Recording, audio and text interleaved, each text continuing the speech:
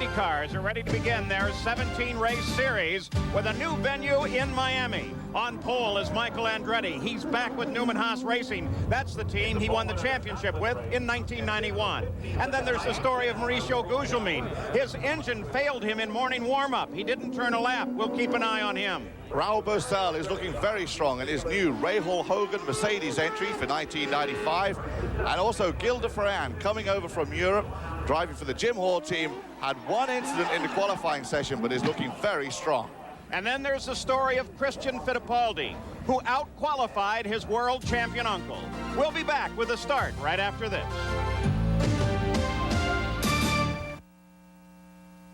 Here as they are on the parade lap. The pole sitter is Michael Andretti. He returns to Newman Haas Racing, where he won a title in '91. Second quick outside of the front row is Mauricio Gugelmin. He moves over to Pac West after leaving Ganassi. In the second row on the inside, the 11 car, Raul Boesel. This year, he is a teammate to Bobby Rahal. Outside of row 2 is Gil de Ferran, the fastest of the 4 first-time starters. In row 3, that's de Ferran. There's Paul Tracy inside of row 3. The red and white Newman Haas car is distinctly different from his teammates. And Danny Sullivan will start outside row 3, the number 17 car, returning after a year's layoff from the Indy cars. In the fourth row, that 15 car is Christian Fittipaldi, Emerson's nephew, making his IndyCar debut. And Jacques Villeneuve, the number 27 that's so identified with his father, now adorns his car. In row 5, Al Unser Jr., carrying the number 1 of the defending IndyCar champion. And Scott Pruitt returns to Indy cars after sending last year developing the new Firestone tire. In row 6 on the inside is Bobby Rahal. Familiar colors, the 3-time series champions, though is this year using the Mercedes power plant. The outside of row number 6 is Jimmy Vasser.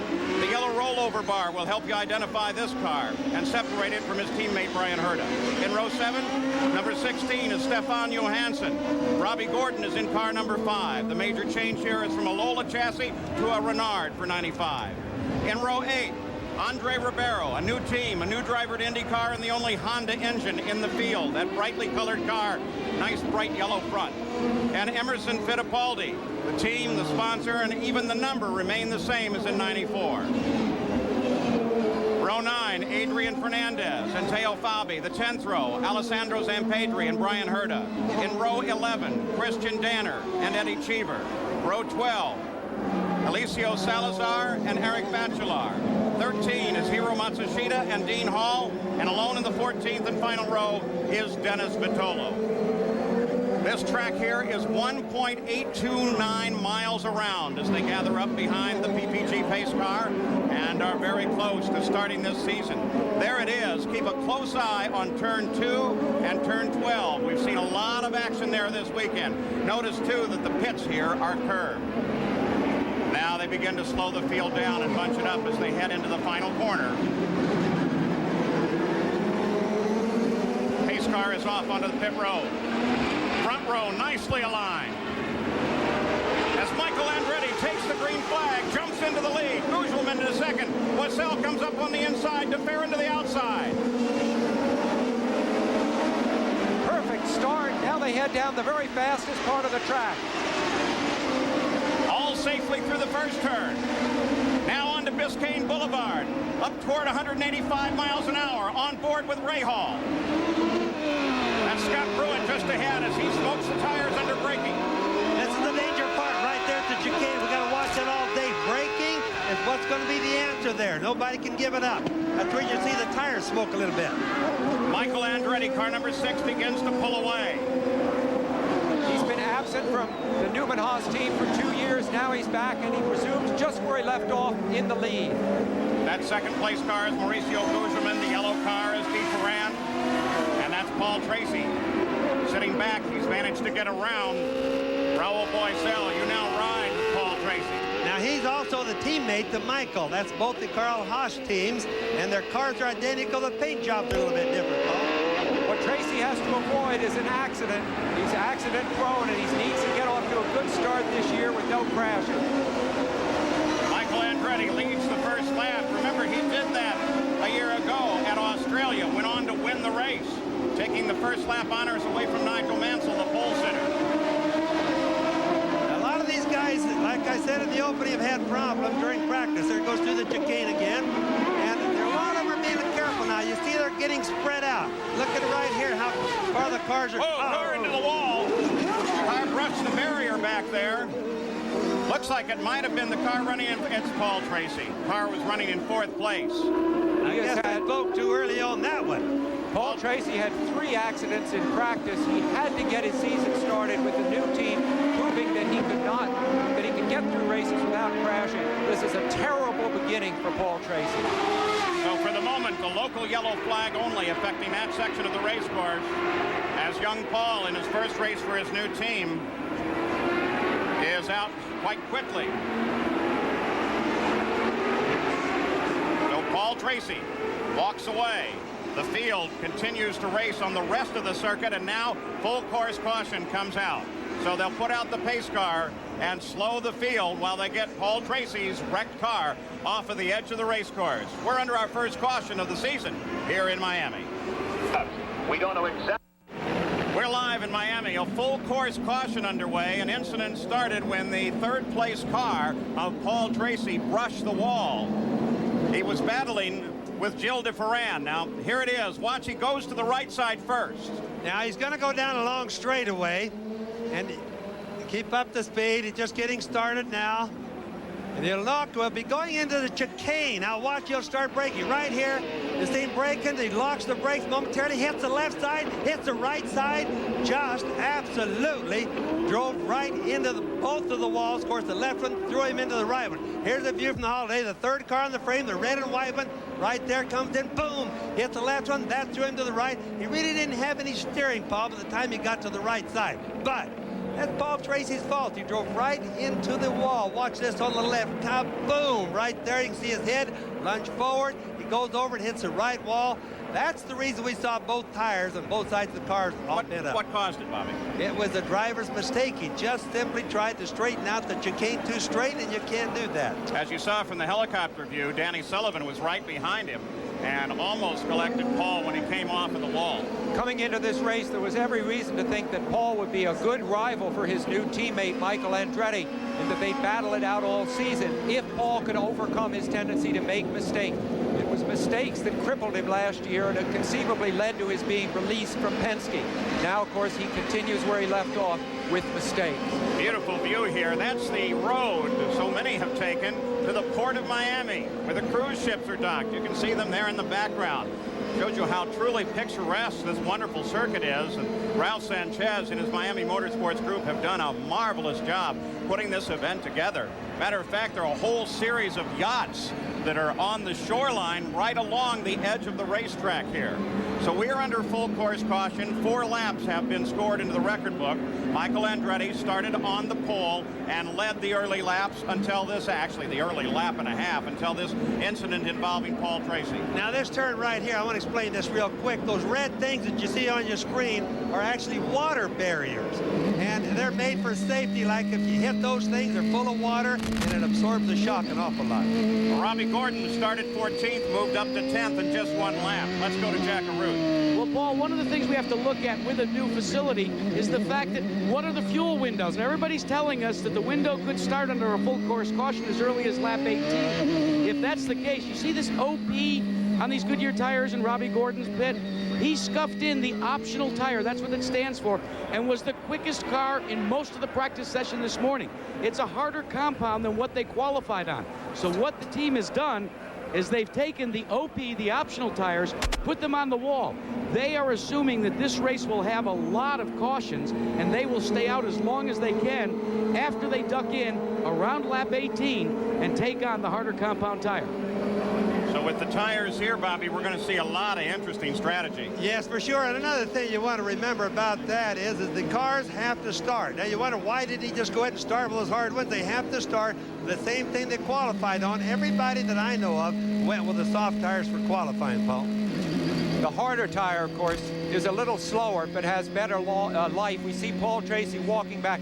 I wonder what could be going through his mind now, because obviously he's going to have to explain to his new team, to Carl Haas, to Paul Newman, to his mechanics, that he's gotten off to a bad start. Sam, that's the 4th wreck or incident that Paul has had this weekend. He's just not getting along with his racetrack too good. And historically, it's typical of him to start a season in the hole. He started with a 16th last year, and he's big trouble. You guys are both former drivers. What does that do to the psyche? Here's a guy that has already had a number of crashes, not only this season, but before. What is that going to do to him? Well, that's bad, and the reason is he just left he was with Penske last year. He wrecked a lot of cars for Roger Penske.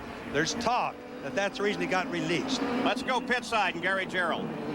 Paul, keep an eye on the defending series champion, Al Unser Jr. He started back here at near mid-pack. They've reported a possible electrical problem. They thought about bringing him in. Roger Penske just made the decision no. He told him to stay on the track. So Junior's out there. We don't know if they've got gremlins. It's been a frustrating weekend for this team in a bid to open up a chance to defend that championship title. Well, the pace begins to pick up as they come single file behind the PPG pace car.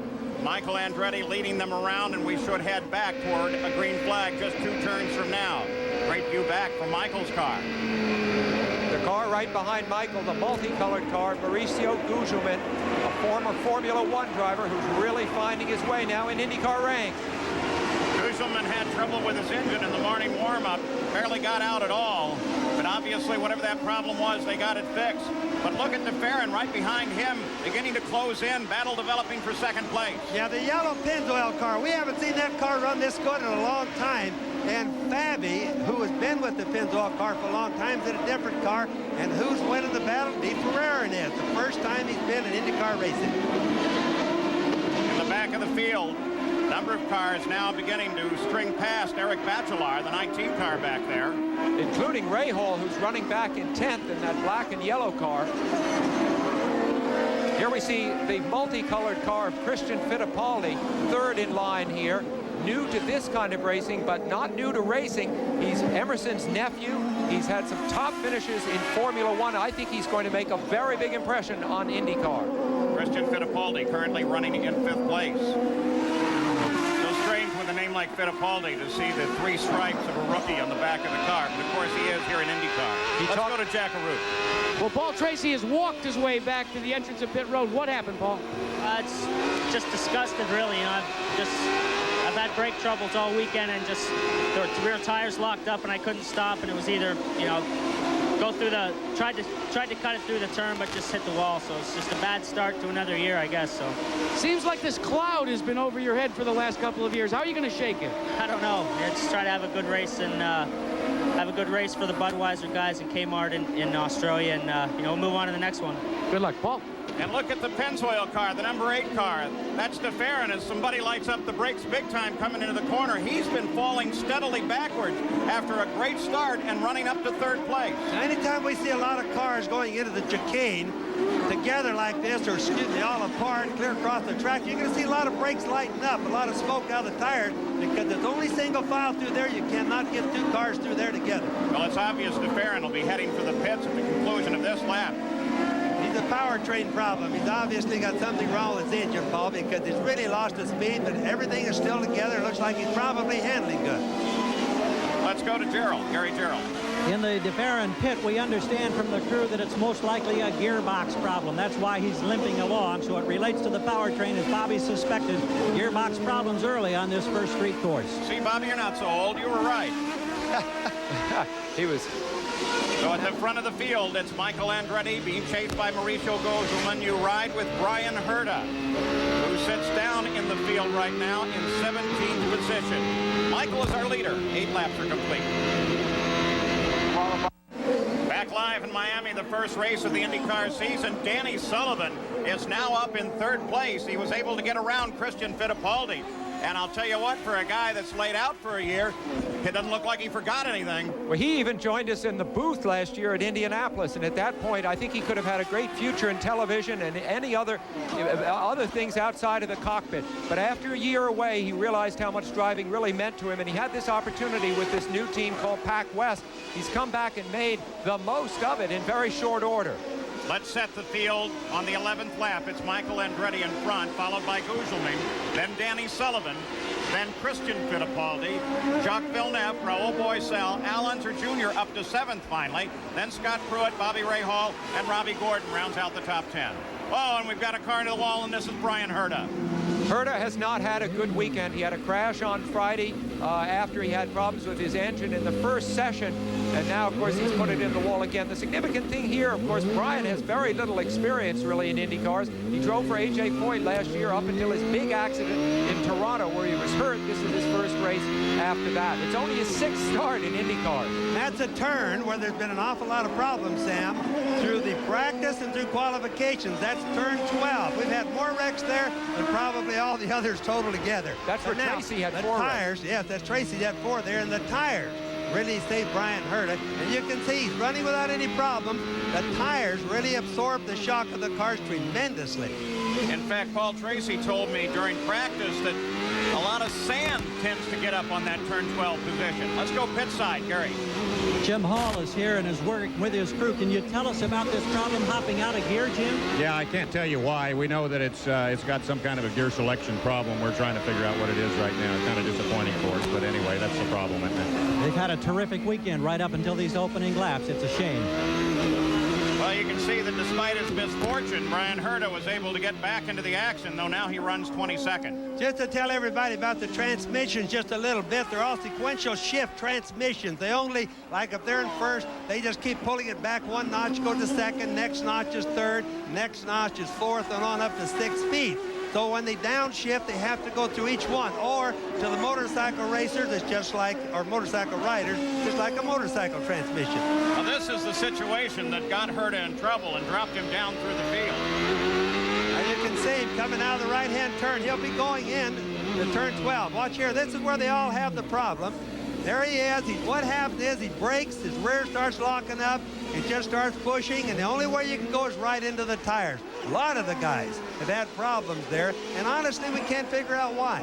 And I think I said that he was into the tire barrier of the wall. Looks like he didn't really touch it at all. Here's Al Unser Jr. in the pit lane. Whether this is an early pit stop or trouble, who knows? He's been running 7th. Way too early, unless they've got a strategy nobody's seen before. Now he's coming in too slow. Everything, he's got problems. There comes the hood off right now.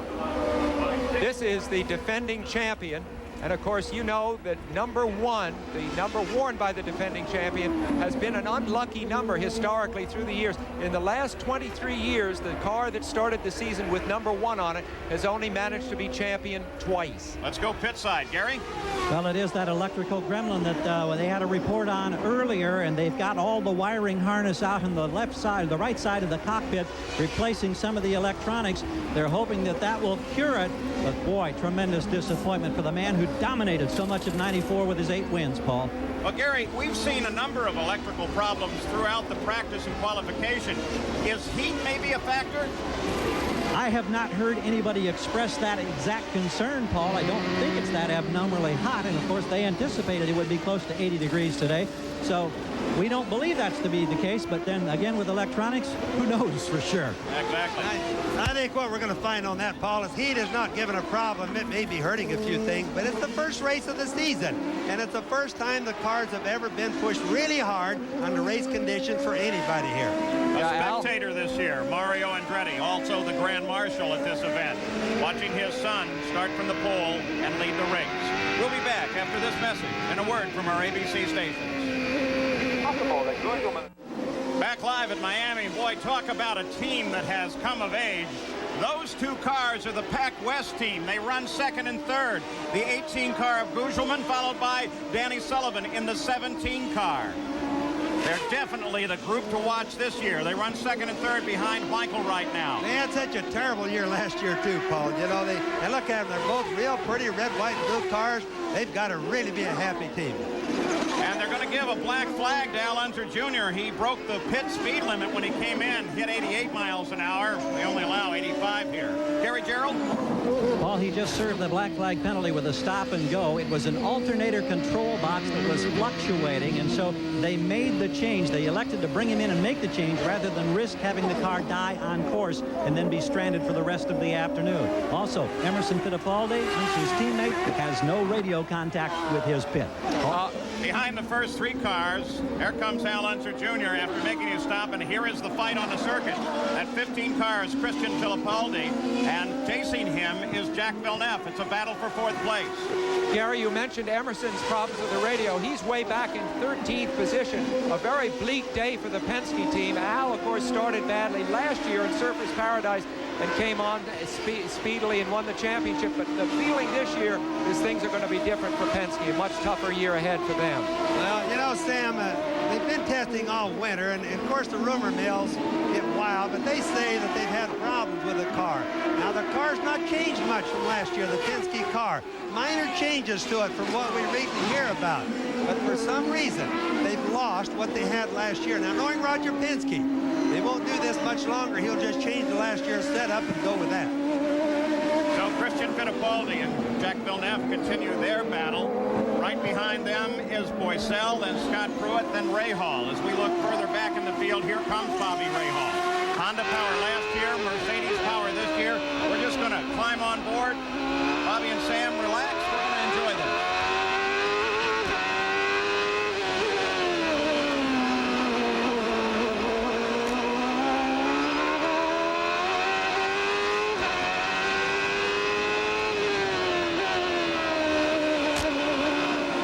Christian Fittipaldi comes suddenly off of that fight and very quickly into the pits. This is on lap 19. They had indicated that the earliest window might be as early. Oh, look at that. Over one of the tires. Problem with the new team, Bobby? Yes, absolutely problem with the new team. New team, new driver. Takes a while to sort things out. First race is always looks like a circus. No obvious damage to the car. Shouldn't be a problem with it as Christian Fittipaldi comes out. No, but in the driver's mind, now watching as it happens again, there are some under-body aerodynamic pieces there that could have been damaged that we can't see yet. And the driver always has to wonder, did I hurt the suspension? Can I trust the car after this? Car looks good, though. There's really no damage to that, Sam. But they'll take a lot more than that. The problem is that could have really been bad. I mean, the pit guys are the guys, the tire changes that made the mistake because they had the front tire tucked right into the rear there. Coming back up on Bobby Rahal, who is closing in on Raul Boycel. Boycel, of course, is now Rahal's teammate. Boycel drove last year for Simon, did a really good job, and then jumped ship, taking his sponsor, Duracell, the battery company, and now he's with Rahal. So Boycel is leading his boss. They're going to show a black flag to Christian Fittipaldi for running over that tire. I don't think he ever saw it, but nevertheless, it was still there. Jack Arute? Well, Paul, you've got the stop and go. The reason why he had to come in is he had a tire going down. They were going to try and stretch the Fittipaldi side of things. They were going to try and stretch their pit stop to the next yellow flag. So unexpectedly, he found himself on pit road, and as Bobby Unser and you both said, a new team, and they kind of tripped over each other. That kind of startled him, I think, to see him in that fast. Bobby Rahal now right up behind 6th place Raul Boycel.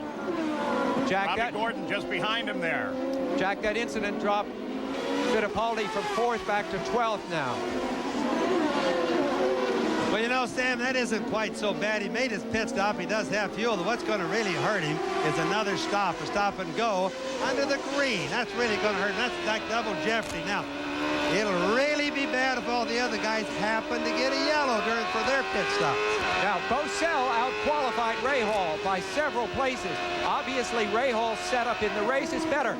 Here's Eddie Cheever into the tire barriers in A.J. Foyt's car.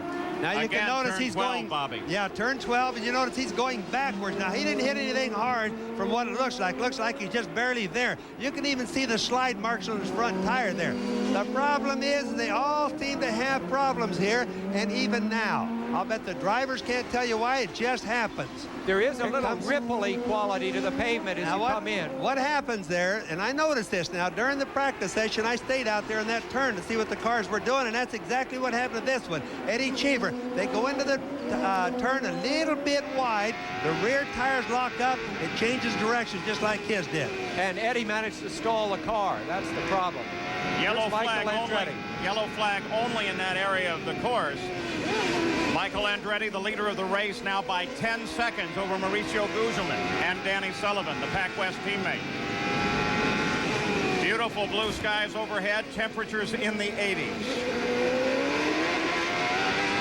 DeFerrin is back into the pits, and so is Al Unser Jr. with 21 laps complete. Michael Andretti so far is having a great day.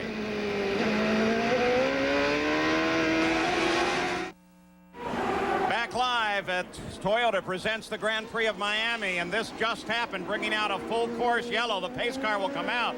That's Andre Ribeiro, and he got together with Adrian Fernandez. They're both sitting by the edge of the course. Here it is. Oh, just came down on top of him. Well, Ribeiro came right down on Fernandez. That was not Adrian's fault. He's in the Gallus car. That one right there, the Tecate car on the Rick Gallus out of Albuquerque. It wasn't allowed you to drive for it. You could see Ribeiro just came right down on him. There was nothing he could do.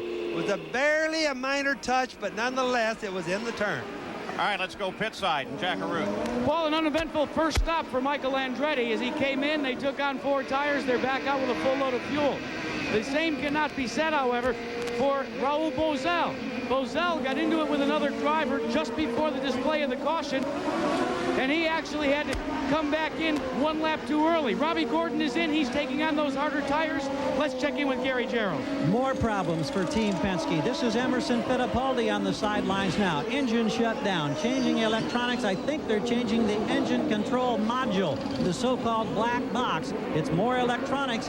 Al Unser Jr. had been in, was out, and came back in. It was a battery that went down and caused the engine to misfire. That's why he was in the second time. So the defending championship team struggling on the streets of Miami, Paul. Well, the second full course yellow of the day. All the teams decide a good time to make a pit stop. Good time to get carburetors back on the cars. I think, Paul, get rid of that electronics. Who was that, Sam? Looked like they were really pouring a lot of water through that turbocharger. And we got a little bit of a turbocharger fire on the back of Eddie Cheever's car there. You see it burning on the left side. They should be able to put that out fairly quickly. 30 laps complete, 90 scheduled. First full course, our third full course caution of the day. Michael Andretti is still the leader. Mauricio Gugelmin second. Jacques Villeneuve has moved from 8th up to 3rd place. In 4th place is Danny Sullivan. 5th is Scott Pruitt. 6th is Bobby Rahal. And Robbie Gordon, who started in 14th, is now 7th. Well, of course, you hear about Toyota possibly coming back with Dan Gurney as the team leader. Bobby, you drove for Dan Gurney. He built the Eagle cars with which you were so successful. It would be great to have him back in this series. Well, not only that, Sam, there's just going to be another new Eagle. Now, I think this is the neatest part about the whole Toyota thing is Dan Gurney and Toyota building their own thing. So Dan Gurney will be back in the chassis building business. I just talked to Kathy Nealon last night. It's almost done. Here we go, green once again. So now we're going to find out what condition Michael Andretti's car is in. If he's able to continue out front, we'll know it's probably okay. That predominantly green and yellow car there is Salazar, with Jacques Villeneuve coming up behind him. Salazar is Dick Simon's new driver, 40 years old, veteran of IMSA competition. You see the car on the right there, just going through the turn. And there is the true battle for position. Sullivan just behind Villeneuve and then Pruitt. Then this car, Rahal, and Gordon just behind him. Pruitt is driving a terrific race, currently in 5th place on the new Firestone tires. He's been out for a year, and he's come back hot.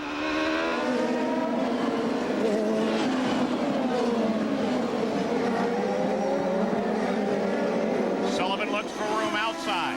Pruitt closes in. Great fight here. Sullivan's last win was back in 1993 in Detroit. He's been out of business, so to speak, since then. But this team, which had seemed like a long shot, really, may not be at all. It may be one of the best teams in the business right now. You know, one of the neat things when you see a group that's as tight as that group was, Sam and Paul, you know that the drivers not only have to look ahead of them, but they're watching both of their mirrors because somebody's trying to get around them on both sides. Big name out of the race. Here's Gary Gerould. Well, that big name is Emerson Fittipaldi. Emmo, I know you didn't have radio. Then there were problems. Did it relate to electronics? Yeah, it must be. I mean, I started no radio, and then the engine started to misfire, and then just nearly stopped, and we changed all the systems, the electrical system. It's still misfiring the engine. There's no way even to get out of the pit. I'm very disappointed, but beginning of the season, we have the whole season ahead of us, and we should be much stronger in Australia. Is there a concern that your teammate is having the same problems in Al Unser Jr.'s car? It looks like, I mean, he already, but his car seems to be running okay now, and we're just looking. I'm looking for Australia for the championship now. That's Miami's going on. Only a couple of weeks away, and a tough day for a man who just lives 10 minutes away by boat. Thanks, Emmo. Thanks, Kenny. Yeah, definitely a hometown event for Emerson Fittipaldi. Al Unser Jr. is 21st right now, 5 laps behind the race. And everybody is bottled up right now behind Salazar as Jacques Villeneuve looks for any room that he can find. And the rest of the group is looking for whatever hole gets left open. Well, this is going to make some really good racing because they're packed in tight. And every time they get down to the sharp corners or the tight corners, well, they're trying both sides, any hole that they can find to do some passing. Salazar, as I said, is 40 years old. He won 3 IMSA races last year. He's a very determined man. He's not going to just wave people by. He knows he can win races, even if he hasn't yet proven he can win IndyCar races. So Villeneuve has passed him. Now Sullivan moves to the inside. So does Pruitt, so does Ray Hall, so does Robbie Gordon. Al Unser Jr. is there too, though remember he's 5 laps off the pace. You know, on board with Gordon. With Robbie Gordon right there. And talking about Scott Pruitt, the red and white car when you see it with Firestone across the back. That's Pat Patrick's car. Pat Patrick, who helped start CART, one of the originators of it, is back into motor racing, and I think all of us are glad to see Patrick back. Oh, and carrying his traditional number 20, the car that he's won Indy with and championships with. Yes, it is nice to see Pat back, and nice to see Firestone back as well. As suggested, a whole new playing field for strategy available in the tires now. You know, Paul, nobody really thought, including myself, that Firestone would be so competitive in the first race. And already you can see Scott Pruitt. He's giving nothing up on the tires. So in 7th place, this car, Robbie Gordon. Michael Andretti is still the leader, followed by Mauricio Gugelmin. We'll be back after this message and a word from our ABC stations. We're back live, and this has just happened as Alessandro Zampedri climbs out of his car. It seems like he's been struggling with the handling on this car most of the day, and he just jumped it right into the tire barriers, not very far from the edge of the water. So Zampedri will bring out now the 4th full course yellow of the day. And ABC, of course, has got its racing season underway now. Next week, it'll be the Purolator 500 live next Sunday. And then immediately thereafter, the International Race of Champions begins its 4-round series.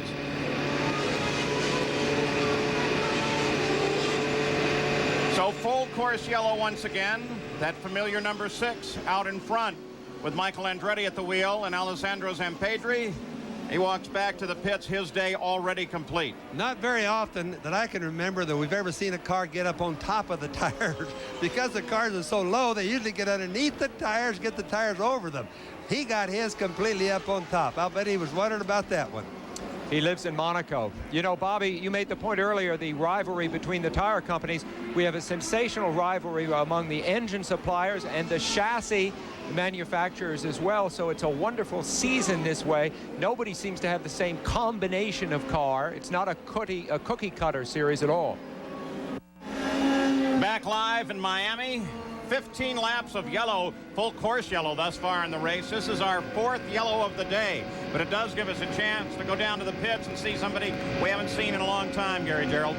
Well, indeed, Pat Patrick has had national championship IndyCar drivers in the past. He's been away from the sport all last year testing, and Pat, I know the byword has been cautious optimism, and it looks like it's all starting to pay off because this team's doing a heck of a job in this opening event. Jerry, we're very happy. The tires are working very well. The car is performing extremely well, and Scott's doing an excellent job. We're very pleased overall. You had those fingers crossed. Are they still crossed? We're checking down here. Yeah, they are. They're still crossed, Paul. Pat, you put in about 12,000 miles of testing in the last year. Have you ever undertaken such an extensive program?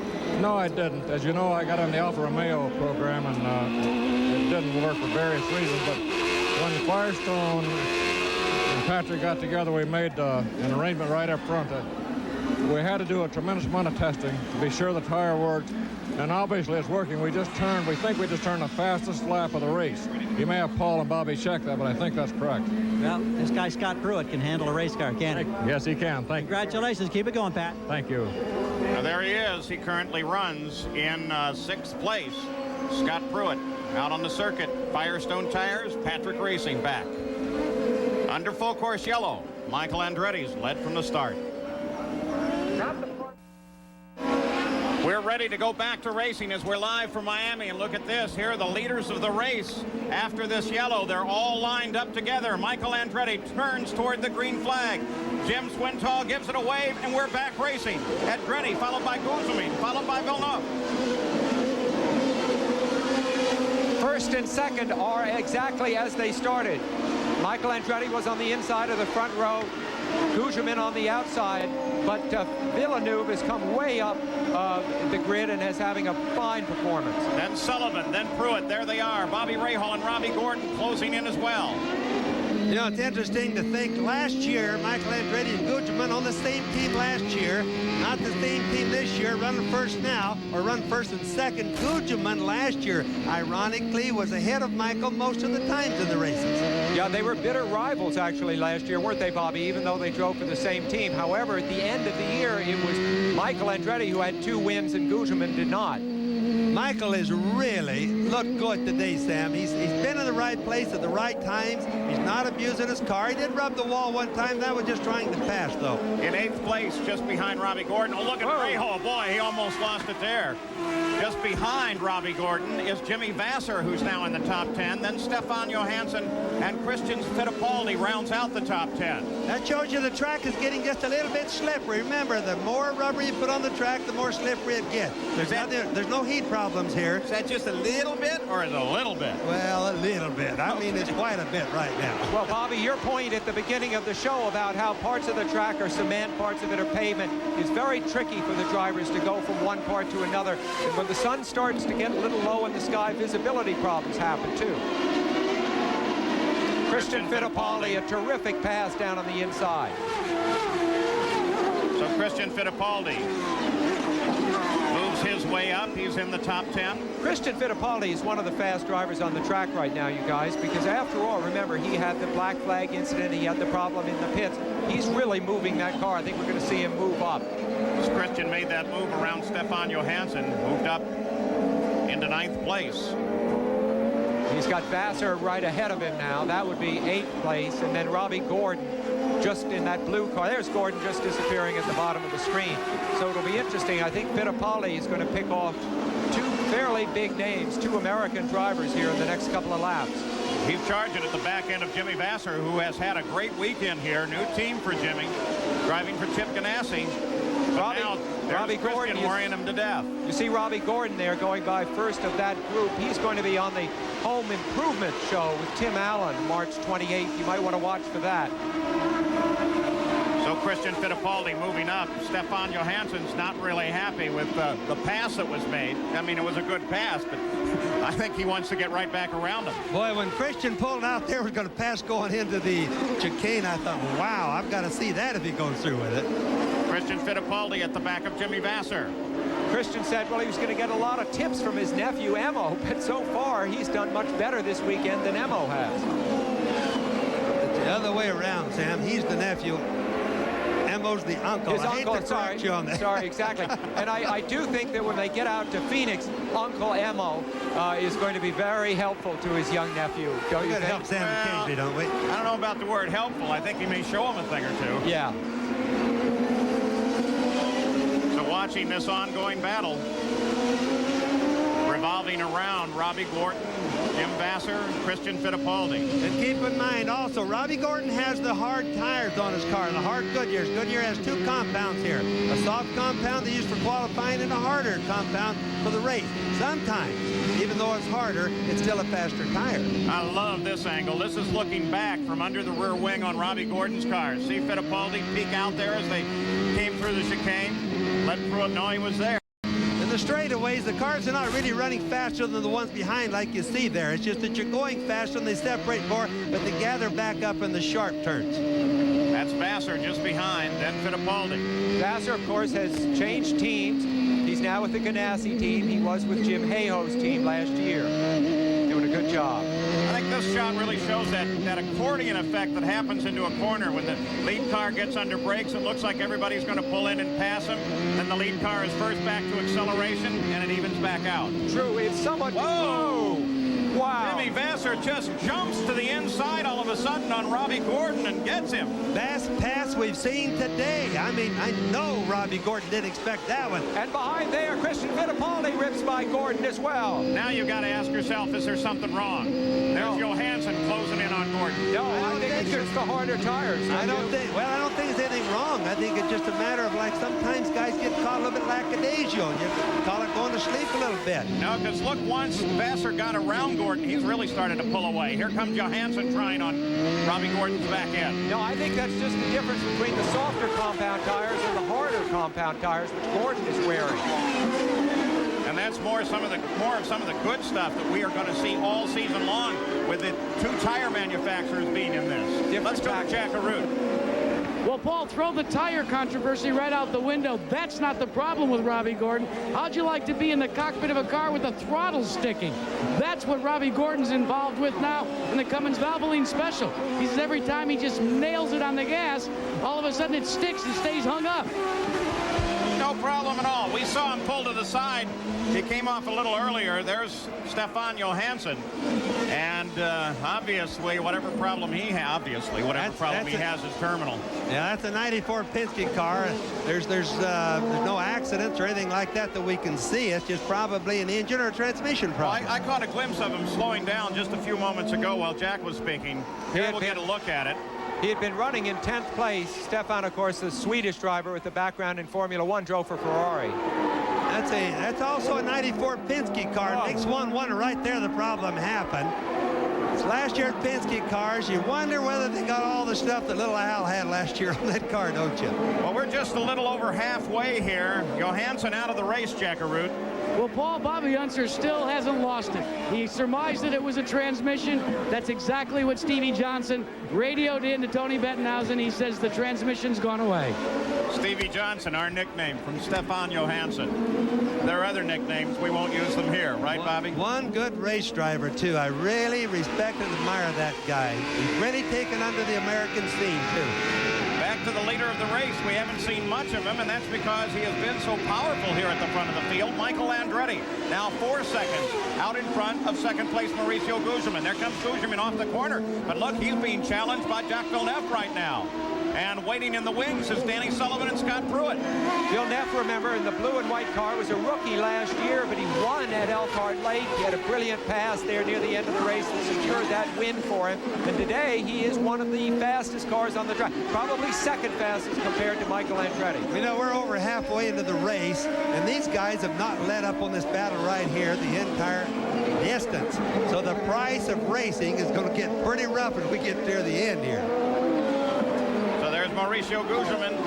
Jack's just behind him. We could be due for stops any time now. Michael Andretti has gone 23 laps since his last pit stop, and several of the crews have started to lay out the equipment for the second and what should be the final pit stop of the day.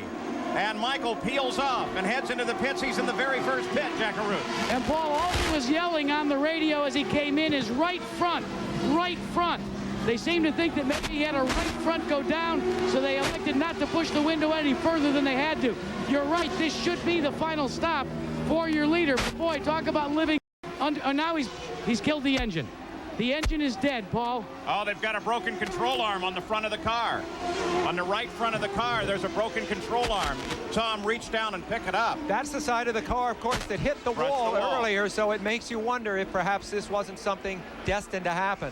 Of course, it's so easy to touch a concrete wall around here. This is really, really sad. Michael, at least from our vantage point, has done such a good job today and really controlled this race entirely. Yeah, there's the arm that's broken. That's it. The day is done for Michael. They may get him back in the race, but not in the lead. Mauricio Gugelmin's now the leader. This is very bad luck for Michael, but on the other hand, it's very good luck that this didn't break in a way that put him in the wall out there on the track. Exactly. Yeah, sure. Absolutely right there, Sam. So for the first time in his IndyCar career, Mauricio Gugelmin is the leader of the race. And there he is. Second place now is Villeneuve. Third is Sullivan. Pruitt is fourth. Bobby Rahal is fifth. And the Pac West team is now 1 and 3, a new team. So now With 25 or 50 laps complete, we are moving up with a brand new leader in IndyCar racing in the person of Mauricio Gugelmin. And we talked about new faces. They are very definitely at the front of the field right now.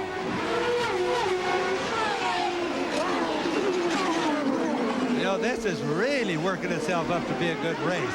There's Gugelmin right there, Villeneuve right behind him, and a whole bunch right behind them. Certainly the international flavor is being borne out. Belgium in the Pac West team. Jacques Villeneuve with one win in his career so far, that at Road America last year, with a promise of many more to come. We're not going to sell Danny Sullivan shy. You know, he's in 3rd place. Danny is racy. He's really become a racy race driver right now. So this is what put Michael Andretti on the restart up against the wall and broke the suspension member. We'll be back after this message and a word from our ABC stations. Back live in Miami as Bobby Rahal continues his pursuit of Scott Pruitt and Danny Sullivan in a continuing fight for 3rd place. Interesting new bulletin came out this morning from IndyCar as we take a look at the running order after 52 laps. The most interesting part is that determines the length of the race. It is scheduled for 90 laps, or according to, oh no, car into the wall, and I'm trying to look and see what the damage may be to the front of that. That's Ribeiro. That's Ribeiro. Yeah, car number 31, Ribeiro. It's really hard to see it when he's all in the tires like that.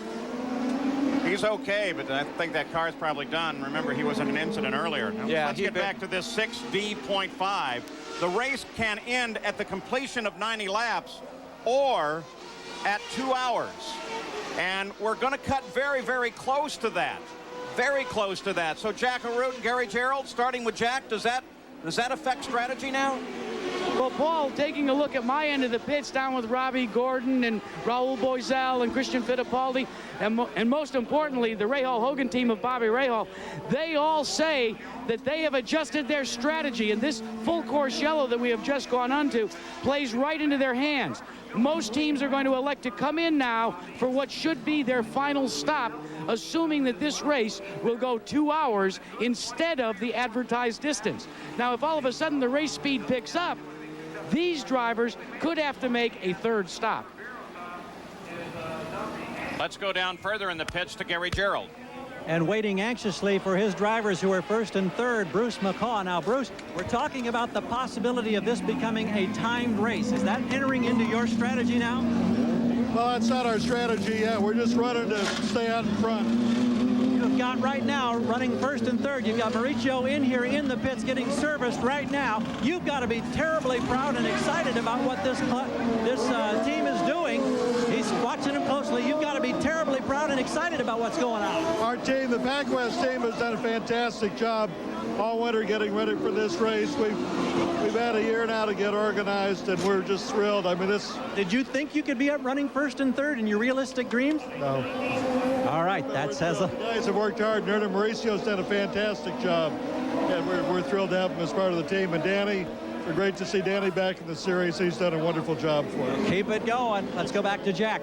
Well, Gary, 1 year ago in Surfers Paradise, Michael Andretti came back to IndyCar racing and was victorious, and it looked as if you were going to repeat the opening race here today. What happened out there to break the right front that way? I think it was the first restart, and I was behind Christian Fittipaldi, and I went to pass him in turn 1, and I thought he saw me, and he didn't, and we hit, and I hit the wall, and I guess it bent it because I ran the rest of the time. It was okay, and then it just finally broke. When you're running out there and you've had a situation like that, do you think about it, or do you put it out of your mind until it totally broke? I thought about it for about 10 laps, thinking, I hope nothing's wrong. And then after the 10 laps, I sort of figured, well, it must be okay. But obviously it wasn't. It's really disappointing. But back to the Gold Coast, back to the place where you were victorious last year. You getting excited to go across the pond? Well, I feel really good about this year. The car was flawless. I mean, we were running a second a lap quicker than anybody, and hopefully that's a sign of things to come this year. Paul? Of course, Jack, you're referring to the race in Australia at Surfers Paradise in 2 weeks, and we will have coverage of that race too right here on ABC Sports. All of the yachts in the center of the track couple of $1 million floating there, and there are the cruise ships. Some of these yachts would make those cruise ship captains envious of what they have on board. Great, beautiful day here in Miami. You know, Ralph Sanchez, who puts this race together, has also been working on an entire new race course over at Homestead, not all that far from here. That track has been under construction for over a year now, and there's the very good real possibility that that will be open as early as July.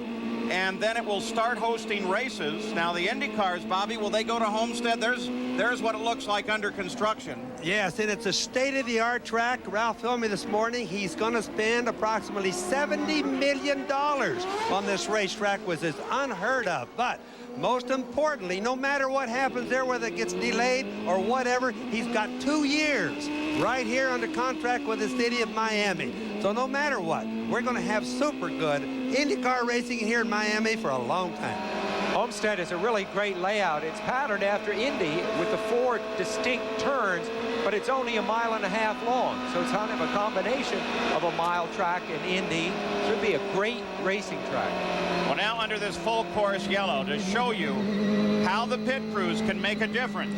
When they came back out after that stop, Jacques Villeneuve's crew gained him 2 positions in the pits, and he comes out as the leader of the race. Gugelman second, Rahal third, Scott Pruitt fourth, and Danny Sullivan fifth. Good job by that team. The old adage, first in, first out. And if you look at that right away, Villeneuve, he's with a tried and proven team, guys that really know what they're doing. Whereas Gugelman, Pac West, not knocking the team. They're certainly running good today, but they don't have as much experience. You know, as we say all the different drivers' names, realize that there are drivers here in this race from 11 different countries, 5 from Brazil. Scott Pruitt also had a good stop. He went in 7th place and came out in 4th. 56 laps complete. We're under yellow. Back live in Miami in the shadow of the cruise ships as they prepare their Sunday sail. We're preparing to have a terrific battle. These cars, led by the 27 car of Jacques Villeneuve, the rest of that group have all been very, very close together. There's young Jack down with his father, Gilles, the late and great Gilles Villeneuve, and his sister. Some family snapshots of him very young. I wonder what Dad would think of him today. He would certainly be very proud. And Jack, by the way, seems to be very much aware of the great heritage that he follows. In 2nd place is Gugelmin, then Bobby Rahal, then Scott Pruitt, then Danny Sullivan. Gilles Villeneuve, Jacques' dad, was known for what's called his car handling ability. He could throw a car around even in the narrow confines of a street circuit like this and still manage to keep from hitting anything. Jacques definitely has that car handling ability. Plus, he's only 23. He has tremendous maturity, and with Barry Green as his crew chief, a terrific brain in the pits to guide the whole effort. And you need a package like that to be good. What you saw him doing right there was trying to scrub the rubber off of his tires. I hate to interrupt with you, Paul. Go ahead. I was just going to say, Bobby, I was watching him in the paddock the other day, and he was very warm with the crowd. Of course, the paddock wide open, you know, you can get a ticket in there. Full of race fans. They were having a great time, and he spent a lot of time at the fence with them. Let's take a look at this, because it's going to compress up and then go green. Remember, these cars at the front of the field have been very closely matched throughout the going. Boy, he timed that perfectly. He stole about 3 car lengths on Gugelmin. Good start for Jacques Villeneuve. Showed a lot of experience there, Sam, because what he did is he slowed everybody down, got his foot on the brake, got the turbocharger lit, and let that thing go, and look how much he jumped him right away. On board 3rd place, Bobby Rahal. Gugelmin just ahead. Rahal has been working his way stealthily through the pack. Remind you, he's 3rd now. 59 laps are complete. This is a typical Rahal race. Drive carefully in the opening going. If you don't have the fastest car, keep everything together, pick people off. Dennis Vitolo again. Looks like engine this time. That should not bring out a full course. That'll just bring out locals, yellows, I would guess. Unless, of course, the car ends up in a precarious position on the racetrack and they have to tow it in. Remember when Dennis wound up on top of Nigel Mansell in pit lane at Indy last year? I don't think any of us like to see that. That had us all wondering there. I don't think he's in the right spot on the track. Do you, Bobby? No. Battle for second now behind the leader. Rahal closing on Gugelmin. Jack is pulling away. And let's keep in mind, too, now you see Villeneuve in front of Gugelmin a little while ago before the yellow. For the pit stops, Gugelmin was ahead of Villeneuve. Now, when you're running in second place, you're running in what we call dirty air. It messes up the car behind just a little bit going through turns like right now. Of course, that's slow speed through the chicane. But as you get to the faster turns, the front wings don't get enough downforce on the car that's behind. That hurts them a lot and makes passing a lot harder. About 4 seconds cover the first 12 cars. Rahal and his team have done more testing this year than any other year. They did 4,000 miles compared to a high of 3,000 any other year before. It's obviously paying off right at this moment. They seem to have a very well-balanced car right now. Bobby Rahal is tired of doing development work. He wants to race this year, and he and Carl Hogan have told everybody, this year we're going to race. Development time is finished. Well, they tried their own special chassis, then they tried the engine program with Honda. Neither of those things paid off for them. They were ambitious ideas and could have put them way out front. Now they've gone back to what you might call off-the-shelf stuff, and they're doing beautifully. Bobby Rahal, of course, with Mercedes-Benz power. But Bobby Unser, that is not the same Mercedes-Benz power that won the Indianapolis 500 last year. No, and I'm glad you brought that up, and it's time to explain it. This is really a copy of, or not a copy, but a similar thing to the Ford Cosworth engine, or what was the Elmore engine, or what was the Chevrolet engine before. Built by Elmore Engineering in England, it's just an updated version and Mercedes-Benz redevelopment or development of an engine. So it's still a very small 4-cam turbocharged small engine with just standard boosters, all the Cosworth engines have and everything else. 161 cubic inch engine. I asked Paul Morgan, one of the builders. The manufacturer is Ilmore, and Paul Morgan is the more of that.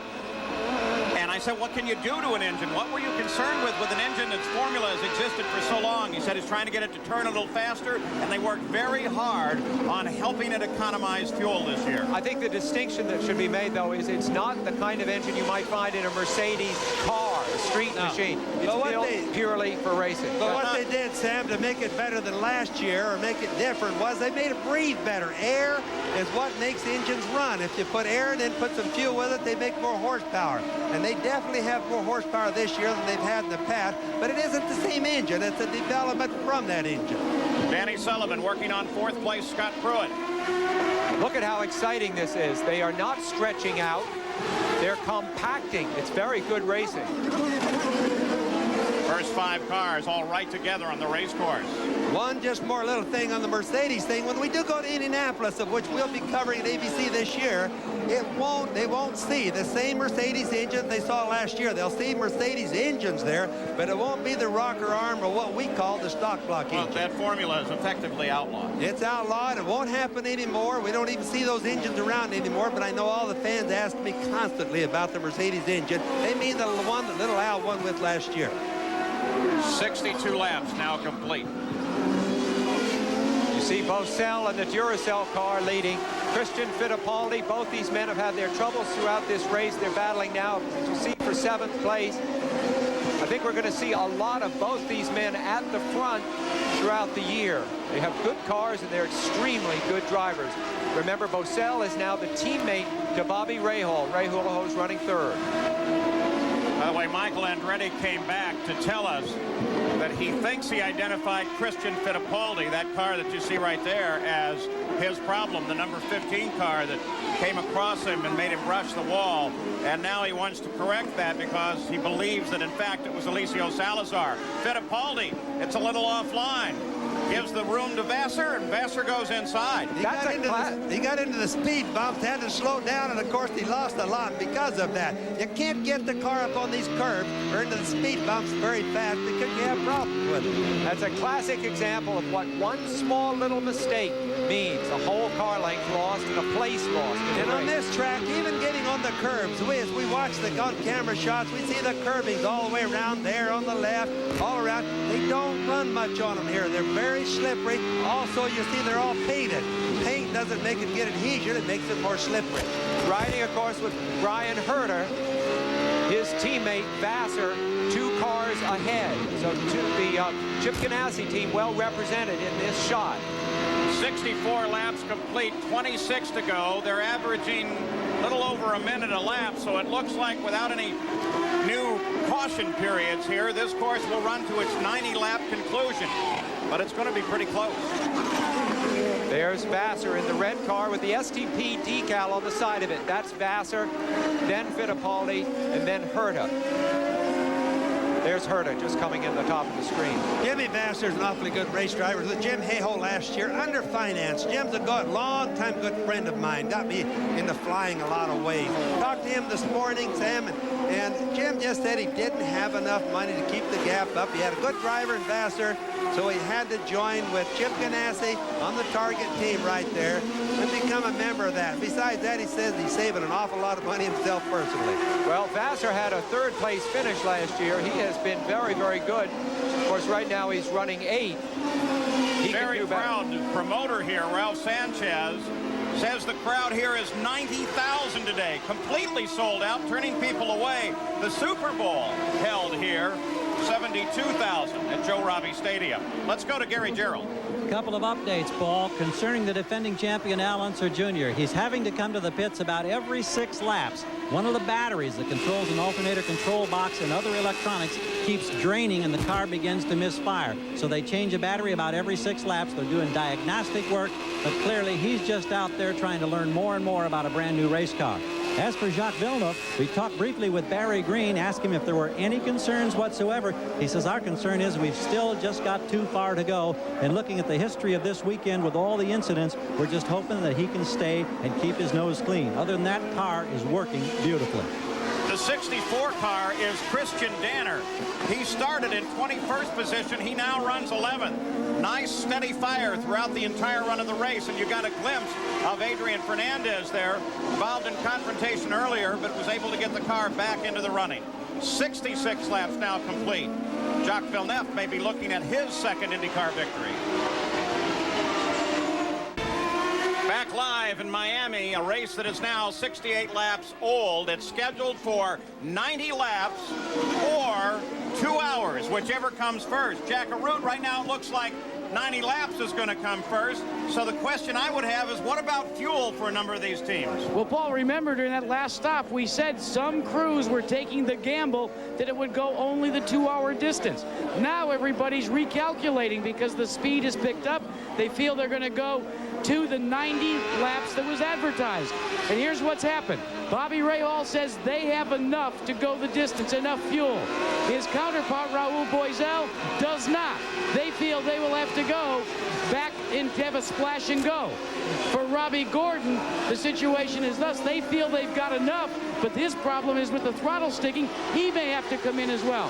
What about your end of the pits, Gary? Well, Jack, everybody that we're checking here seems to be in good shape. That group includes Jacques Villeneuve. They say they're right on target. They're delighted with their fuel mileage they're getting thus far. Scott Pruitt's crew says the same. They're good till the end of the race. Also, the Pac West team, Gugelman and Sullivan, okay to the end of the event.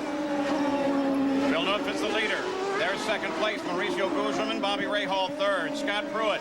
First 3 cars are on Goodyear tires. Scott Pruitt is on Firestone. Danny Sullivan runs in 5th place. But we watch now the 18 car, the Pac West machine of Mauricio Gugelman, who's trying to stalk down the leader of the race. There's no more affable driver than Gugelman, accessible to anyone at any time, a terrific guy to be around.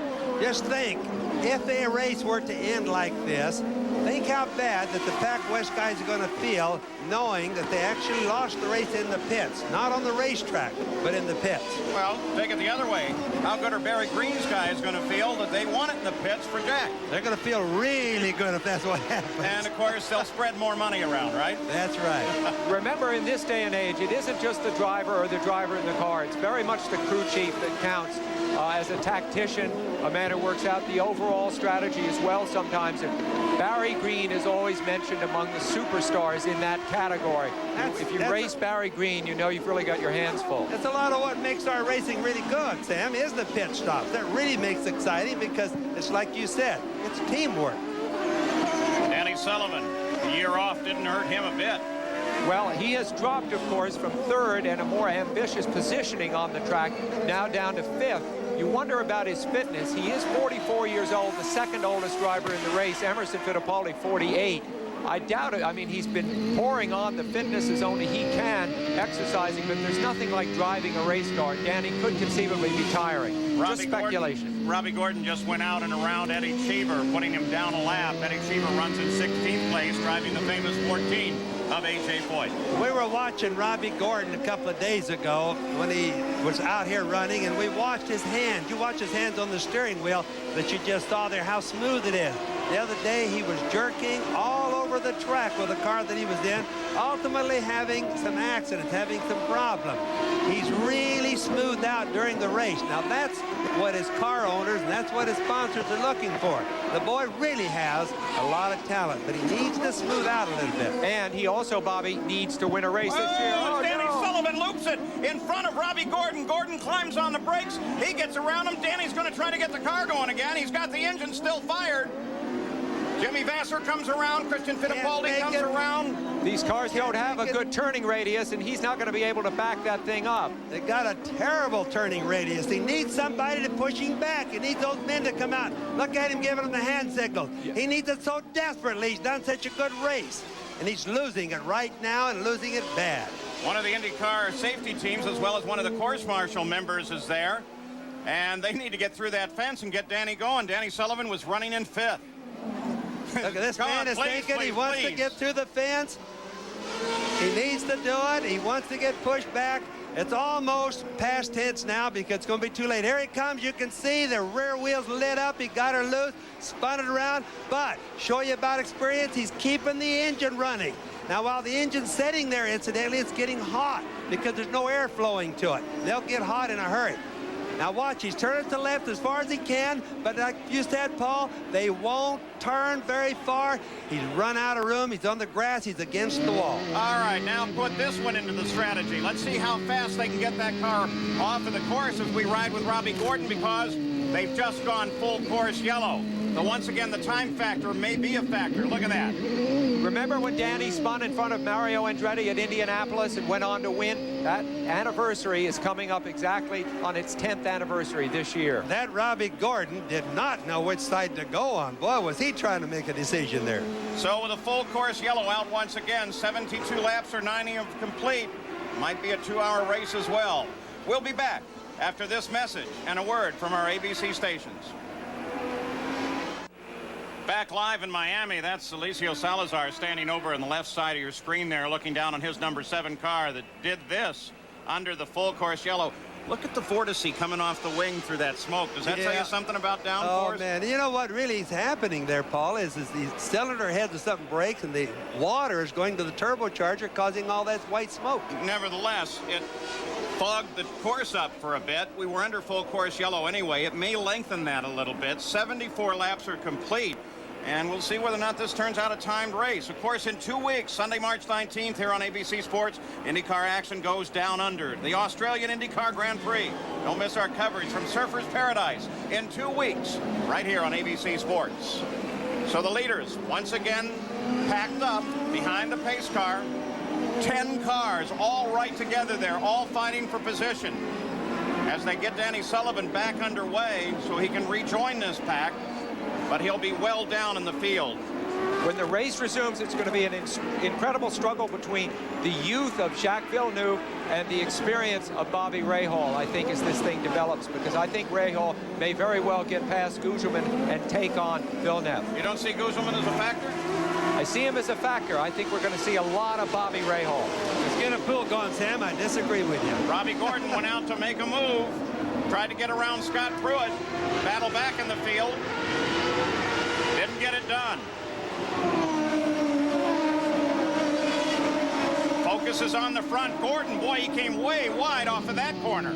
On board, Robbie Gordon. You can see all the fence wavering. That's from the air that the cars are disturbing as they go by. They're not really hitting the wall, causing the fence to do that. And that's a chain link fence.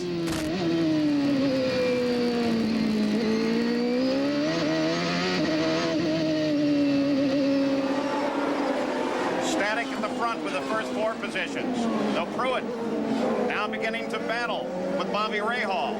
Battle between Firestone and Goodyear. You know, this is the right time of the race to really see what the tires are doing. The track is about as slippery as it's going to get. So the Firestone guys and the Goodyear guys are all looking at this. Leo Mel himself is here, looking from Goodyear to see how the tires are going to react at the end of the race. Here's one of the best contests I could ever believe for that. The amazing thing is the challenge of the tire builders. They have to build for a track like this, then a mile speedway like Phoenix, and then they have to build the super speedway tires for Indianapolis, where they have to go 225 and more. Of course, Scott Pruitt has spent a fairly lonely year testing those tires so they would be ready for this comeback into IndyCar racing. And that's testing with no publicity or anything. Everything was deep secret. Wouldn't let anybody see it, know what was going on, and Firestone came out, and they've really done a good job. I'm sure that Leo Mel from Goodyear is really watching that today, wondering, did Firestone really catch up this quick? Everybody maintains position. Fittipaldi working at the back of Jimmy Vasser. Villeneuve, Gugelmin, Rahal, Pruitt, Robbie Gordon, top 5. Then Vasser, Fittipaldi, Brian Herta, Raul Boesel, and Christian Danner rounding out the top 10. Vasser is that target car in front there. The second target car in the line right behind Fittipaldi is Brian Herta. Herta, remember, injured badly at Toronto last year. This is his first race back. He's had the whole winter to convalesce. It's good to see him racing again, and competitive, too. On board Brian Herta, the 8th place car. Villeneuve is 9/10 of a second ahead of Mauricio Gugelmin in front. We'll keep looking here. The onboard cameras in the cars, we can watch the guys' hands, and especially on this track, see how much they work. That kind of tells you how they're handling and how hard they're hustling the cars. Brian Herta, for example, really is smooth. He's just glass smooth. Boy, very tidy at that chicane for Herta, for sure, Bobby. Oh, Fittipaldi's right there at the back of Vasser's car. Fittipaldi making a charge now. Battle for 5th or 6th place. Battle for 6th. Remember, Fittipaldi having his first race in an IndyCar. Do not confuse him with his uncle Emerson. Did I get it right? You got it right, Sam. Good. 77 laps complete, 90 laps scheduled distance. We're still looking at a race at distance. But the 2-hour time limit is going to be fairly close behind it. 10 cars all on the leader lap. Tires after a yellow are always a little bit faster. You see that most of the passing and most of the charging and most of the fights going on right after yellow. They'll lay back sometimes, let their tires cool off, because these cars really use their tires hard. And so then they only have a little bit before they get them hot again to make another run for a pass. This is a good battle between Vasser here and Fittipaldi, representing Vasser, of course, a great up-and-coming American driver. Fittipaldi, a guy who was coming up through the European ranks, has finished as high as 3rd and 4th in Formula One. Look at that. Oh, Christian Fittipaldi right underneath it. Scared him so bad that Herta came under him, too. Whoa. There's something wrong with the car. It just almost quit and slowed down. Look at it, Dart. Big time. Al Unser Jr. right behind him. Al, of course, well off the pace of the race. Yeah, there's something went wrong with the car there, because it doesn't slow down that much just because he made a little bit of mistake. Can you believe a race, an IndyCar race in this age where we have not seen Al Unser Jr. almost all day, way out front? Isn't it amazing? Well, let's consider this. If he stays where he is, Al Unser Jr. won't finish in the points. Emerson Fittipaldi won't finish in the points. They were 1st and 2nd in the points last year. Other considerations in that whole points battle, you're going to see a lot of names. Paul Tracy won't finish in the points. He was 3rd. Michael Andretti, who led this race and took the pole, only leads here with 2 points, 1 for leading the most laps and 1 for the pole, and that's it. You know, with Vasser's car, it almost looked like maybe it didn't pick up the fuel for a moment there. He was hooked up and going real good, and all of a sudden it just quit. And then he gets back up to speed. Sometimes, and remember, this is the first race of the season again, the fuel tank sometimes suck a little bit of air, the lines do, through the fuel tank, and it caused them to quit momentarily. Sprint to the finish now here in Miami. The first race on this circuit that uses part of Biscayne Boulevard past the Freedom Tower. The old Customs House here. You can see it there just briefly in the shot of the skyline of Miami, and Brian Herta's into the barrier. Into the tires pretty hard, and he's got some stuff bent up there, so he won't be doing very much more. I think he's going to be out of the race right there, Paul. He wants him to back him out. But now, as we close with just 10 laps to the finish, the officials will have to make a decision on whether or not it's worthwhile to put anybody on the course and get them out. Dean Hall comes very slowly past that scene. Notice that Rahal has closed up on Gugelmin. I missed my guess, of course. I thought Rahal would get by Gugelmin, but I think he's able to press him pretty hard. And we go full course yellow. Boy, now it's going to be close. Well, this is what everybody, it'll be close on the time, but this is what they all want because of their fuel. This is going to put everybody into a really good window for fuel. In other words, they ought to be able to go to the end. And bring the whole front of the field right together. They were ready to go to the end anyway. So this is going to tighten up the order, and Jacques Villeneuve will lose a 2-second advantage that he maintained. We'll be back. Back live, Miami, Florida, Indy cars under a full course yellow. And just before this yellow came out, IndyCar Race Control and Chief Steward Wally Dallenbach said we're going to run the 90-lap distance. Now, we'll let you know if there is any change to that, because if the yellow would go another minute or so longer, it would put that 2-hour time limit in jeopardy. Brian Herta's car being removed from the barriers, looking for damage now that might prevent him from continuing on, and I see nothing obvious. Paul, isn't that amazing? We expected to see the front end of that car wadded up a little bit. Look at the wings. They still look good also. Shows you how good those tire barriers work. Coming up next on ABC Sports, there's regional coverage on Pizza Hut College basketball. Number 1, UCLA takes on Louisville. ACC rivals go head-to-head as Maryland battles Virginia. Big 8 power Kansas hosts Oklahoma State, or Florida meets Vanderbilt. We are headed for a very, very close finish. I just can't believe that you get in the tires that much and come out with a car looking that clean. Jacques Villeneuve had offers to go into Formula One this year. He decided to stick with Indy cars, get more experience. As I said, he's only 23 years old. He won one race last year toward the end of the season in his rookie year. He is a prodigy, and it's interesting to see whether he'll be able to hang on and win the opening race this year. You see him there's there. The leader. Second place, third place, fourth Scott Pruitt, Robbie Gordon. As Jim Swintoll, the starter, has the green flag in his hand. Race Control has said it will be a 90-lap race. Forget any time. Look at how many drivers are out of the race. Look at some of the names. Andretti, Johansson, Fittipaldi, Tracy.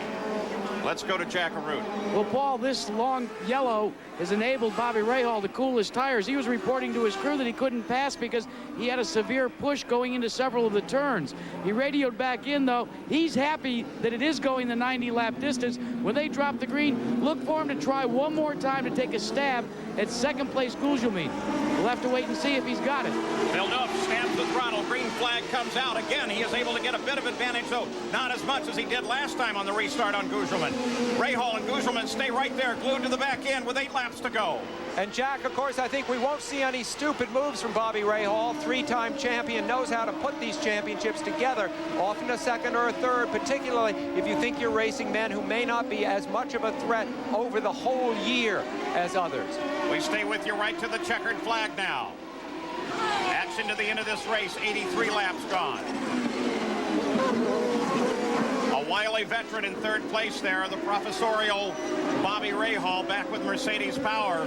Carries him in third place, going to get it to the front. Normally speaking, they're going to have to do the passing now pretty quick while their tires are cold. Robbie Gordon's car, and all the way over and through the barrier. This is a big one, obviously. Now, he's moving. I assume he's okay. Be careful with that assumption. Whoa. He crashed a car earlier over the weekend. Wedged right in. This was his backup car. I may have said over the barrier. And into the barrier and under the tires there. IndyCar safety team in there. I think it's going to be pretty good. I don't think it's going to be as bad as it looked in the beginning, Paul, because those tires have just done miracles so far. Look at all the safety guys working over him. He's moving his head. Tires might have beat him up pretty good, but I'll bet he's all right. Race is continuing under green. This is being covered by a local yellow. Robbie Gordon out of the car to the applause of the fans here. Always good to see that. But he was strapped with the tires. They had him tied inside the car. Boy, what a race he's driven, too. The sticking throttle through the entire day. Maybe that's what put him off here. replay of the situation. Here's a driver launching down a straightaway here. Going fast. Loose. You can see the rear end jump around his car. Whoa! Now, that one I can't answer. Why it jumped out did not show on the cameras. And by golly, I couldn't figure that one out. Boy, Bobby veered to the left there. He didn't seem to correct the steering to indicate that he knew something was wrong either, Tim. Again, yellow only in that area of the race course. We're racing the rest of the way around. Here's the incident again involving Robbie Gordon. He got loose there. The rear end came around. You can see that. Looks like he's okay here. Just a slight turn to the right. No big deal. And look at the car. Just goes straight. He locked up the tires just at the last minute. But we still didn't see any indication what went wrong unless, like, for example, a tire went down really quick on it. You're quicker than I didn't even notice the lockup. I'll tell you what, though. Take a look at that car, that condition, that situation, and stop and think how safe they are. I mean, they're so well built. Oh, think how hard that is on his heart, though, to just to go directly at that kind of speed into the tires. It's really, you just don't know how hard you're going to hit. A little over 4 laps to go. Jacques Villeneuve looking for his second IndyCar victory, but the decision not yet made.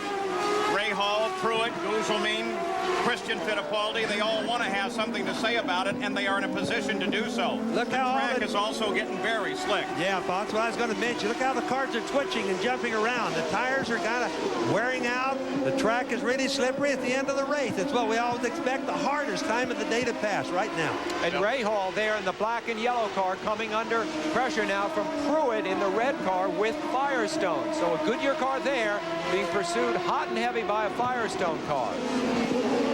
Villeneuve is 1.1 seconds ahead. An eternity on a race course of this style in these closing laps. And able to pull away now for the second or third time. Well, the yellow, of course, helped him by pulling all the back markers into the back of the field, so he knows it's clear sailing to the checker. Exactly. Pruitt and Rahal.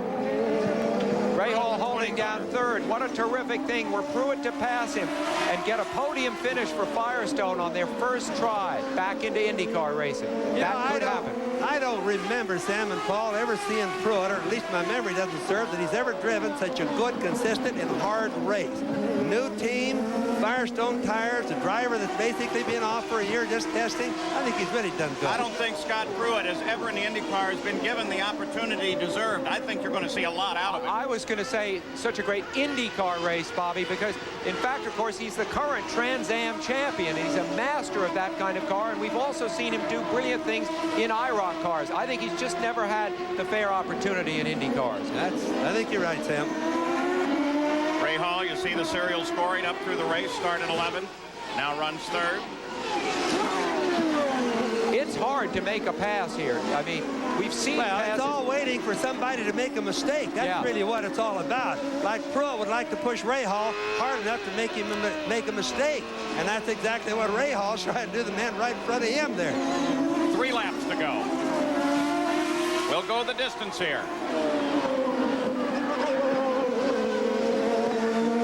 Rahal, 3 times national champion, battling men who don't have anything like his credentials. Fuel should not be a problem for any of these cars. They should all have enough.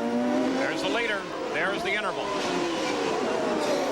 Rahal on Goodyear, Pruitt on Firestone. I remember when you and your brother raced, Bobby, for one for Goodyear, one for Firestone, and you cut one of the tire jackets in half and made a good stone a fire year. That's right.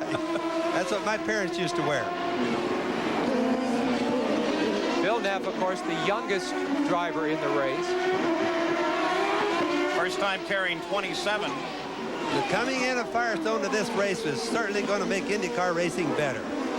At number 27, of course, his father made so very famous. Boy, I'll tell you what, that's not much of an interval at all. I know he's commanding it right now, but all it would take is just a little twitch. Just a little slip. In other words, he wouldn't even have to do very much. He'd get past right now. So he's being very careful. And that's one of the reasons why he isn't pulling away very much at all, is because he's being very careful. You know, winning is really the only important thing. I think this race is going to be remembered for the terrific return to racing by Firestone, by the terrific performance of Jacques Villeneuve. And never forget that Pac West, in the form of Mauricio Gugelmin in second place, has suddenly entered the ranks of the top team. So a lot of new things have happened in this race that are significant and are going to give shape to the way the season develops. So working the final lap now. Jacques Villeneuve may in fact have his second IndyCar race wrapped up. Second place may still be in doubt as Gugelmin is still being attacked by Bobby Rahal. There's Pruitt running under in fourth place. Christian Fittipaldi is going to come home with a fifth if he stays where he is. Boiselle is sixth, Danner is seventh, Vassar is eighth, ninth is Danny Sullivan, and Brian Herta is 10th right now. None of those positions in contest as we watch the leader. At that early age, it could be his second IndyCar win.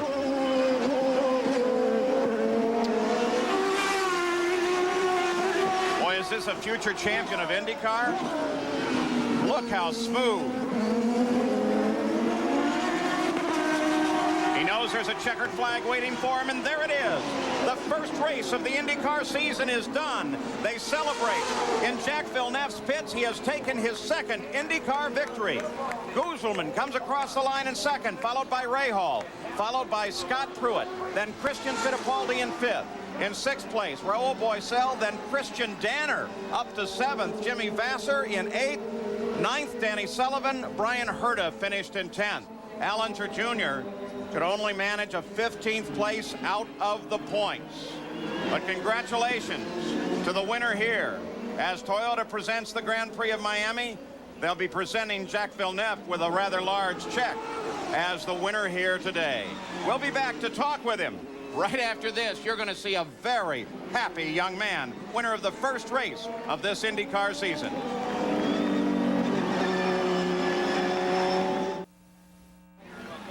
Boy, take a look at this celebration. Winner's circle. Jacques Villeneuve has just pulled to a stop and climbed out of the car. Jack Arut's right there. Well, Paul, it's the first victory for this team. Team Green coming together after last year being involved with Forsyth Racing as well. And Jacques Villeneuve, congratulations. First victory of the 1995 season belongs to you. Sorry, say that again? Congratulations. Thanks a lot. I'd like to thank the guys big times because we won the race in the pit stops and they did tremendous pits. During the whole weekend, we lost about 1 hour of track time because of engine problems. So we weren't sure how the car would feel in the race, but it felt great. A lot of people were a little bit concerned when the announcement came that Forsyth Green was going to split up, but it doesn't seem as if your part of the operation has missed a beat. Well, you know, all the key elements stayed in place. There's only a few guys that went away, so the chemistry was still there, the important guys were still there, and it's still a great team. When you come to victory lane like this, do thoughts go back to your father? Actually, no, not yet, not really, because I was thinking about all the guys and Players Limited, who's behind me, who's trusting me, and everybody works hard, and it's great that we can finish a weekend on a high note like that. Well, it's great to see you in victory lane and number 27 as well. Let's check in with Paul Page. Well, Mauricio Gugelmin finished in second. Congratulations to Jack. The second place finish by Gugelmin, that's his best finish of his career.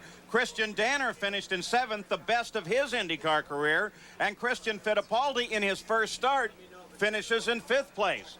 So, as we suggested at the starting here, we're seeing new faces, we're seeing new equipment, we're seeing new tires, and it sure is changing things. Let's go back to Jack Arut. Well, 1 year ago, this man was trying to make Honda Power work. He's gone in the Mercedes-Benz.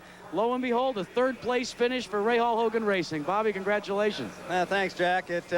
Miller car ran super all day. You know, it was a little slippery out there with all those restarts. You collect so much rubber on the tires, it's a real handful. But had an awesome pit stop and got ahead of a couple guys, and that's all I needed. It's tough to pass here, so my crew got me to third, no question. Paul? So Bobby Rahal completes it in third. The winner of the race, of course, Villeneuve. These are the unofficial results. He wins in a Ford Cosworth-powered Reynard. Gugelmin also in a Ford Cosworth car. Bobby Rahal, the top Mercedes. And Scott Pruitt on Firestone tires, the highest Firestone finishing car. Goodyear taking positions 1 through 3. Boy, there's a prediction of what this year is going to be, don't you think? No question, we're going to see the tire battle seesaw as we get to different types of tracks. I think one of the main things for my part is we've seen more competition, more capable guys of winning races than we've seen for a long time, Paul. Let's go back to pit side. We're going to look at the end of this order here and look at the big names that are down at the bottom of the order. Let's go back to Jack Arute. Well, Mauricio Gugelmin comes up in the runner-up position. Another brand new team. Great finish for Pac West. Your thoughts about this second-place podium finish? I mean, basically, it was good for the first race for the team. It's a new team that's going to show the way it's done this year. We did a great winter testing, and Bruce Macau has put a very good team together. I'm a bit disappointed I didn't get first. I think we were a bit slow on the pit stop, but will give me motivation to win next time round. But what about for a driver that enters his second year of IndyCar competition to come out of the box with a new team and finish second? That's got to do wonders for your psyche.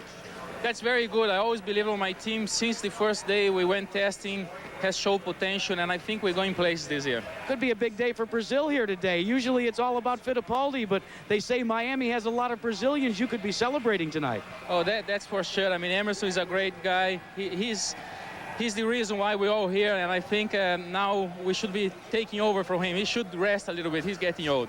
Oh, boy, did you hear that one, Paul? Back to you. So the race is run before 90,000 fans here in Miami, right at the edge of the bay. We'll have some college basketball regional coverage coming up next here on ABC Sports. And you just saw a classic example of where the pit crew can do what the driver could not. The green team from Jacques Villeneuve's crew got him into first place during that pit stop. Of course, once he got there, he did some spectacular driving to stay there. Well, it's pretty easy to say, as you just said, it was one in the pit. So I think from now on, when you hear the drivers thanking their crews, hopefully all the people can relate to it, because they do make a difference. All right, there is the PPG point standings at the end of this race.